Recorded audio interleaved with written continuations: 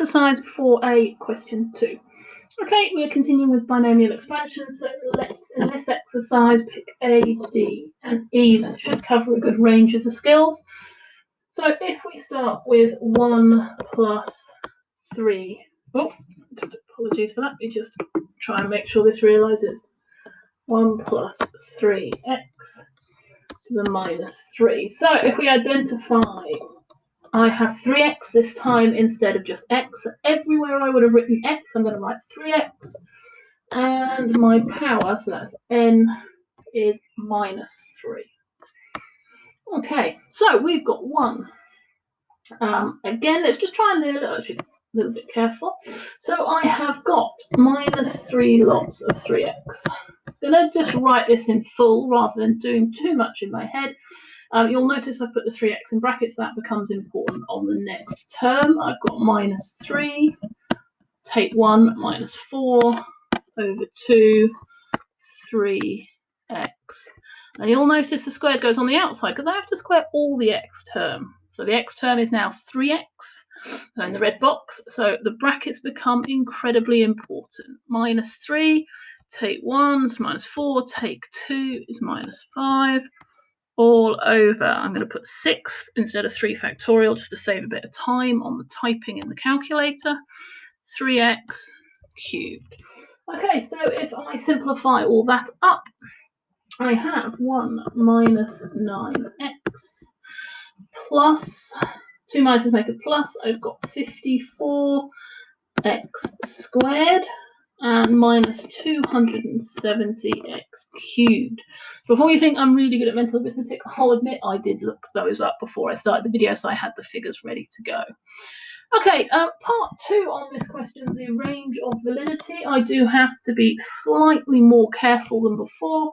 This time, what did I use for x? I used 3x, so that's what goes inside the modulus is less than 1, which gives me the modulus of x is less than a third. Now you will need modulus more in the second year, but if you don't like it, you are welcome to write between a third and minus a third like that. It's entirely your choice. Modulus means take the absolute value, so ignoring the sign. So as long as you're between minus a third and a third, the absolute value is less than a third. Okay, let's move on to D. The reason I picked D this time is that it's got a minus inside the bracket. So we're going to have to be extra careful. So question 2 is 1 minus 5x to the 7 over 3. Okay, so let's just fix that in the middle. Every so often my laptop likes to put an extra line in. Okay, so x this time is minus 5x. So I'm going to have to take the sign with it. If it helps, you can imagine there being a plus on the outside. Okay. And then this time my power is 7 over 3. So my mental arithmetic's going to have to be pretty good for this one. Okay, so that equals 1 plus, I've got 7 over 3 lots of minus 5x. Again, being careful putting it in a bracket, plus 7 over 3 times 4 over 3, which is what I get when I'm minus 1 over 2 minus 5x squared. Again, brackets. Cannot emphasize it enough on these binomial. I've got 7 over 3, 4 over 3, 1 over 3 over 6 and minus 5x squared cubed. Oh, I just caught that. Always got to be on the ball when you're writing everything down. Keep thinking. Right, so again, I have calculated these earlier. So I've got minus 35 over 3x. I've got a plus because I've got 2 minuses because of the squared. 350 over 9x squared. And 3 negatives this time because of the cubed. 1750 over 81x cubed. When you're putting that in your calculator, please be careful. You might want to do it in pieces. So do the fractions at the top first, then divide by 6, then times by -5 cubed. Again, when you're putting this in a calculator, can you remember to put that in brackets? If you don't, you will not get minus as your, well, you will get minus as your answer. This one though, if you don't put the -5 in the brackets to square it in your calculator, will return a negative. So just be extra careful when doing calculations. It's the way the calculator is programmed to think that causes problems. Right, part 2, what did I use? Now, we've got to think about this. Modulus means the absolute value. That means ignoring the sign. So do I need to take the minus? No, I don't. I only need the modulus of 5x is less than 1.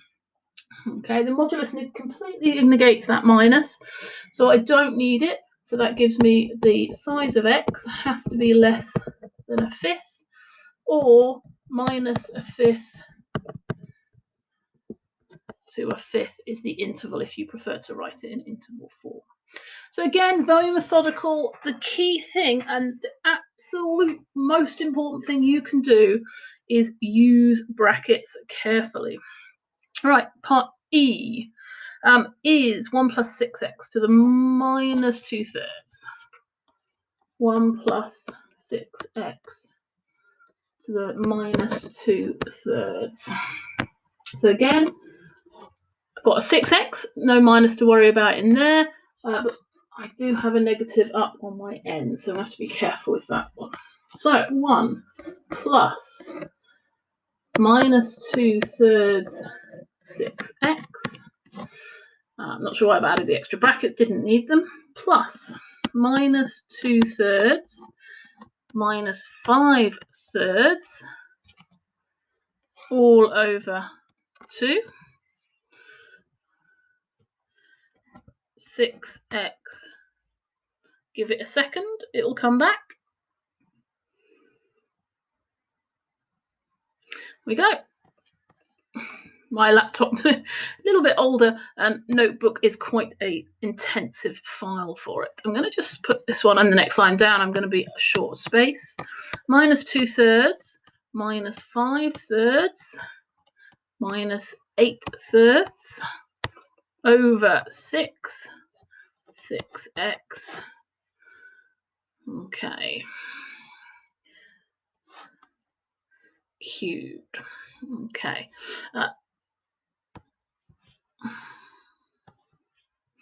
Okay, so here's one I prepared earlier.